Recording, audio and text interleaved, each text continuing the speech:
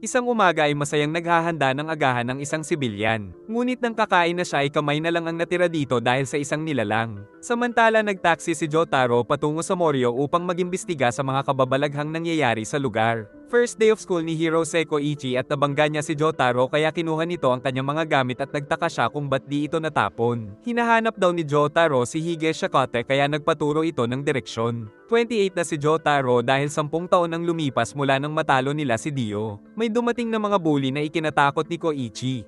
Pero napagdiskitahan ng mga ito ang isang lalaki na may alagang pagong. Napakatangkad pala nito kahit isa palang freshman. Ngunit sinampal lang siya ng senior kaya humingi siya ng sorry. Tinapon din ang pagong at ang tanungin ng pangalan nito ay narinig ni Jotaro na ito ang hinahanap niyang si Hige Shakata. Pero nang tuksuhin ang kanyang buhok ay nag-init ang ulo ni Josuke at ginamit nito si Crazy Diamond at pinatalsik ang lalaki sa mga kasama. Parang wala namang nangyari sa pagong na ibinalik niya sa tubig at umikot pa ang mukha ni Pangit na mas naging pangit. Dahil dito ay nagtakbuhan ng mga duwag. Nagulat si Josuke nang bumalik ang pagong at nagtaka naman si Koichi kung paano ito gumaling. Sinabi ni Jotaro ang lahat ng mga impormasyon kay Josuke at ang tatay nito na si Joseph Joestar. Di rin daw maisip ni Jotaro na nagkaroon pala ng anak sa ibang babae ang kanyang lolo. Dahil dito ay pamangkin ni Josuke si Jotaro kahit mas matanda si Jotaro. Makakatanggap daw ng 1/3 ng mana si Josuke pag namatay si Joseph Joestar at naiinis din daw si Suzy noong nalaman na may iba pang anak ang asawa nito. Kaya nagsorry si Josuke na ayaw na lang daw tanggapin ang mana. Di inaasahan ni Jotaro ang reaksyon na ito ng binata at nalaman na sikat din ito sa mga babae. Nainis si Jotaro dahil di pa niya ito tapos kausapin kaya tinukso niya ang buhok nito at biglang nagbago ang mood at nalaman na galit ito sa mga pumapansin sa kanyang buhok. Pero nasalag ni Jotaro ang atake nito at pinaliwanag ang tungkol sa mga stand. Ngunit mas nagalit si Josuke kaya nalaman ni Jotaro na napakalakas nito pero naglaho si Star Platinum at nasa likod na sinuntok ang binata saka nagalit siya sa mga maingay na chicks pero nagkagusto din ang mga ito kay Jotaro. Walang ideya si Koichi sa nangyayari pero alam niyang merong kakaiba. At ngayon lang daw nagamit ulit ni Jotaro ang stop time dahil sa lakas ni Josuke. Saka tinanong kung nakita nito ang nasa litrato at wag daw makikialam si Josuke. Bigla namang nagmadali ang dalawa dahil late na sila. Saka nag-isip si Jotaro kung anong kapangyarihan ng stand nito dahil sa nangyari sa sombrero niya at sa mukha ng bully. Isang babae ang pini-pick up ng rich kid. Ngunit binasag lang nito ang mukha niya sa pinto. Nagreklamo naman ang rich kid kay Ryohei pero ayaw nitong hulihin ang sariling anak. Saka pinuntahan ng anak na si Tomoko na nanay ni Josuke. Isang lalaki ang nabunggo ng magjowa at nagpasikat pa ang lalaki sa baby girl niya pero natakot ito nang mapansin na si Angelo na isang sikat na killer pala ang nabangga niya na walang nakakaalam kung paano nakatakas sa death row. Samantala bangkay na lang ang babae at ang jowa nito ay nang hostage pa ng isang convenience store. Pero nang tuksuhin nito ang buhok ni Josuke ay pinuntahan niya pa ito kaya papatayin na nito ang babae pero inunahan na sila ni Josuke. Kaso napagaling niya sa isang iglap at nilagay ang kutsilyo sa loob ng katawan nito. Saka lumabas ang isang stand na nagkokontrol pala sa lalaki at nagbanta na siya na ang susunod nitong target bago tumakas. Di man ito nakita ni Koichi pero alam niyang may kababalaghan talagang nagaganap. Pag-uwi niya ay sakto namang tumawag si Jotaro upang kausapin siya sa mga stand user na gumagambala sa Moryo. Samantala nandoon na si Angelo na target ang magandang nanay ni Josuke dahil ito pala ang stand user. Lumapit si Angelo na nagpanggap na delivery boy ng gatas.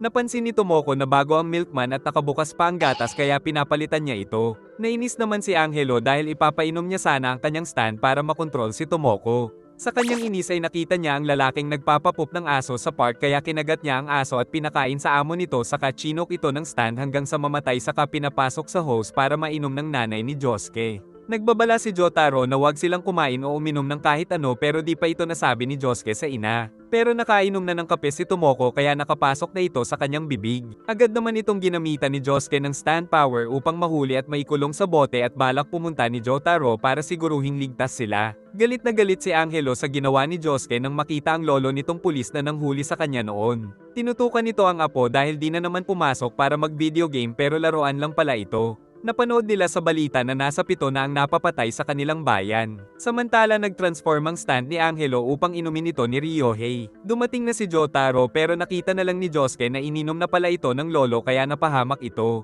Dahil dito ay pinulbos niya ang stand ngunit tumakas lang ito sa kanya. Saka sinubukan niyang pagalingin ng lolo pero wala na siyang magawa dahil di siya nakakapagpagaling nang namatay na. At ito ang dahilan kung ba't nagpa siya si Josuke na tumulong sa paghahanap kay Angelo. Napakaayos ng damitan ni Ryohei dahil masinop siya sa gamit di tulad mo kaya nalulungkot si Tomoko na iniwan na sila nito.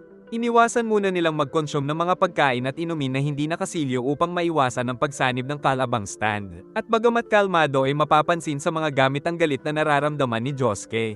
Nalaman ni Jotaro na di napapagaling ni Josuke ang sariling katawan kaya game over na siya pag nakapasok ang kalaban sa kanyang katawan. Samantala nagbabantay si Angelo sa kanila.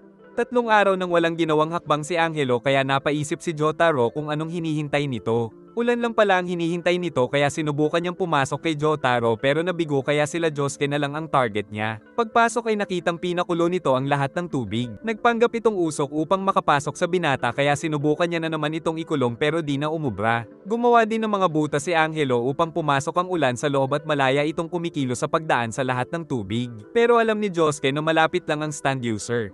Sinubukan nito muling pasukin ang binata na pinrotektahan ni Jotaro. Saka dumaan sila sa pader upang makaiwas sa tubig dahil nabubuo naman niya ang mga bagay. Ngunit dumaan ito sa humidifier kaya nakapasok na ito sa katawan ni Josuke. Pero gumamit ng gloves si Josuke upang mahuli niya ito sa pangalawang pagkakataon sa inihagis sa puno na kinaroroonan ng user. Napatakbo na lang ito sa kanila pero lampa naman ng Makong, na sinusubukan pang magpaliwanag kaya sinaktan ni Josuke at nilagyan ng bato ang kamay. Saka pinagsasapok niya ito hanggang sa mapunta ang katawan nito sa bato na nasa likod bilang habang buhay na parusa. Pero nakuha pa nitong magbanta na ang nagbigay sa kanya ng stand ang tatapos kila Josuke. Dahil sa nakaraan ay nasa death row na si Angelo dahil isa siyang serial killer. Di niya alam kung paano nakapasok ang lalaki na merong kapangyarihan na inatake siya ng palaso. At sinabing pag nakasurvive siya ay magkakaroon siya ng ability na tinatawag daw ni Dio na stand. Nagbanta si Angelo na papasok sa katawan ng isang babae kung di siya pakakawalan at tinukso pa ang buhok ni Josuke kaya di na siya nakapagpigil na pagsasapukin si Angelo at tuluyang pinagsanib ito sa bato. Dahil sa nalaman ay bago nilang target ang lalaking nagbibigay ng stand. Nag-research din si Koichi at nalaman na 81 na tao na ang nawala sa kanilang lugar.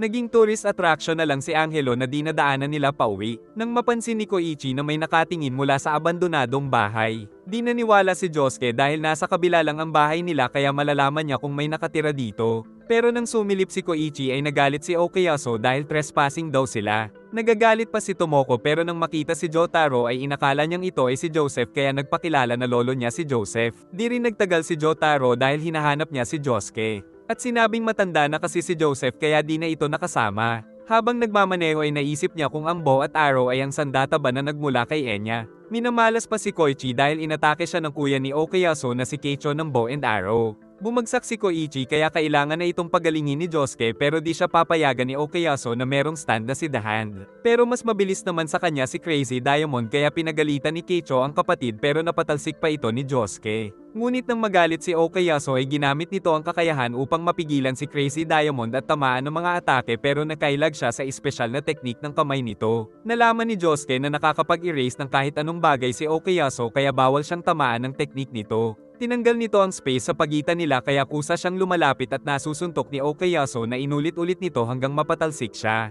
Pero tumapat pala sa mga base si Josuke upang mahigop din ang mga ito na tumama kay Okuyasu kaya knockout. Kaso kinuha na ni Keicho si Koichi kaya nagmadali siyang pumasok ngunit kinuha lang daw ni Keicho ang arrow dahil nag-iisa lang ito. Naisip naman ni Jotaro na ang bow and arrow din ang nagbigay ng stand kay Dio kaya kailangan nila itong makuha bago ito makagawa ng isa pang malakas na stand. Walang pakialam na hinugot ni Keicho ang palaso kay Koichi.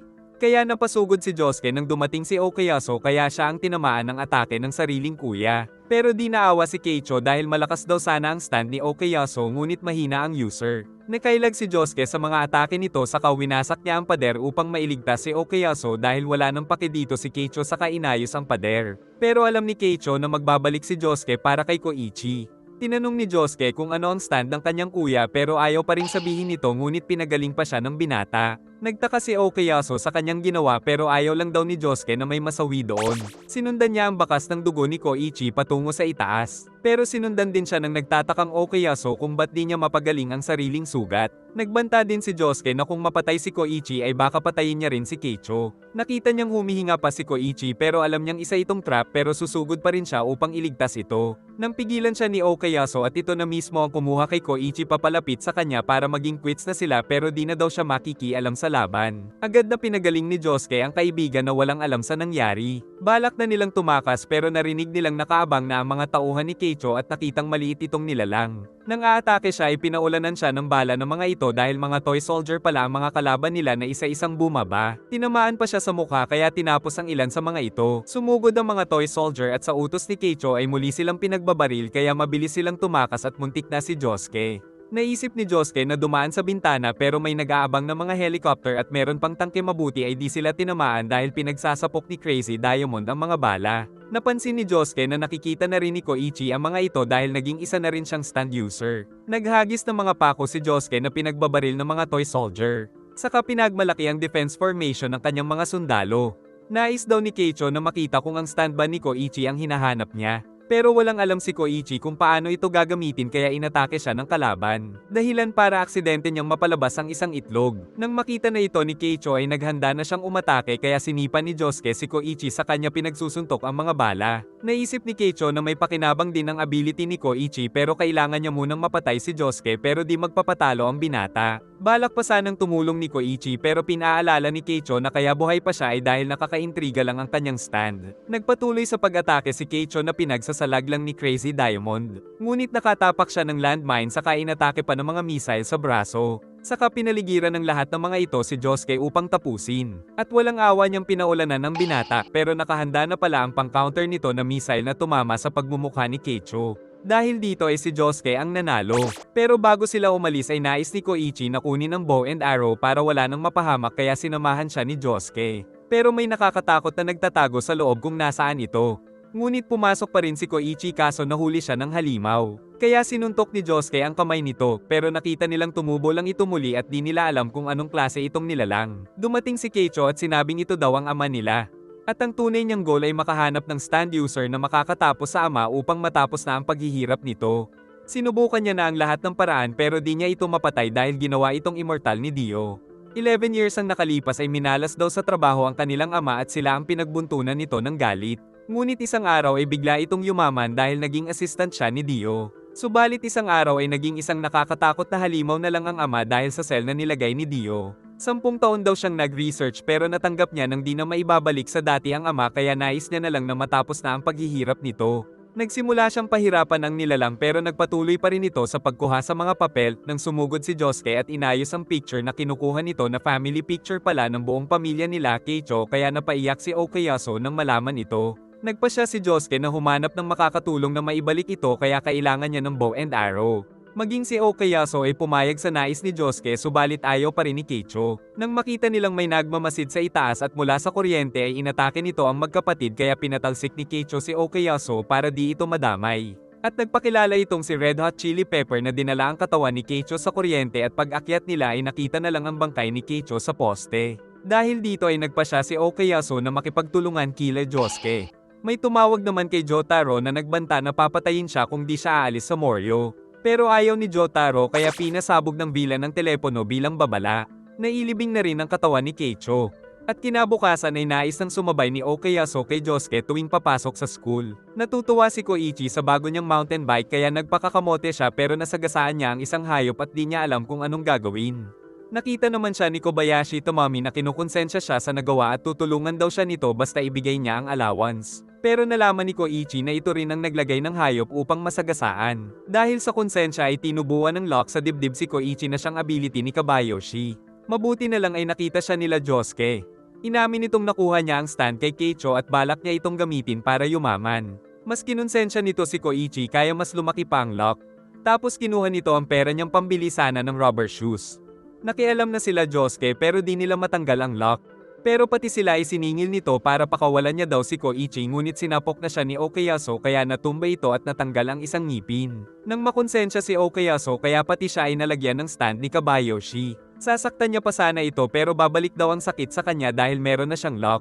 Nalaman ni Josuke na isang stuffed toy lang ang nasagasaan ni Koichi. At ang ngipin nito ay isang props lang din pala kaya naglaho ang stand nito nang mawala ang guilt sa dalawa. Kaya binalik na nito ang pera ni Koichi at tumakbo na parang supot. Pero pinunit pala nito ang pera dahil papalitan sa bangko ang mas malaking bahagi ng bill. Pag-uwi niya ay napakatahimik at nakitang minamasahe pa ni Kabayoshi ang nanay niya. Nalaman ni Koichi na nagpanggap pala itong nagbalik ng perang nahulog daw niya. Pero napunta daw kay Koichi ang wallet ni Kabayoshi na may malaking pera at pinatunayan niyang kanya ito dahil sa resibo ng isang resto. Dahil sa guilt ay nagkaroon ng lock sa dibdib ng ina ni Koichi. Saka sinabi nitong balak niyang kunin ang house and lot nila. At maging ang ate niya ay nabiktima na rin ito dahil nagpatapon daw siya ng mainit na tsaa upang makaramdam ito ng guilt. Dahil sa galit ay tuluyan ng napisa ang itlog na stand ni Koichi. Natakot si Kabayoshi dahil sa itsura nito at nag-utos si Koichi na tanggalin nito ang mga lock sa pamilya pero ayaw nito kaya sinuntok ng stand niya pero hindi naman nasasaktan si Kabayo. Kaya nagbanta itong tatapusin ang kanyang pamilya pero may drawing sa katawan nito sa kanaramdaman ng mga atake dahil gumagamit pala ng sound ang stand ni Koichi. Sinusubukan pa nitong gumanti pero binabaliw lang siya ni Koichi sa kanyang mga atake. Kaya kumuha ito ng kutsilyo at sinaksak ang sarili saka binigay sa kanya ang kutsilyo para lalong magilty ang nanay at ate. Dahil sa bigat ng nararamdaman ay nagbalak ng magpakamatay ang ina.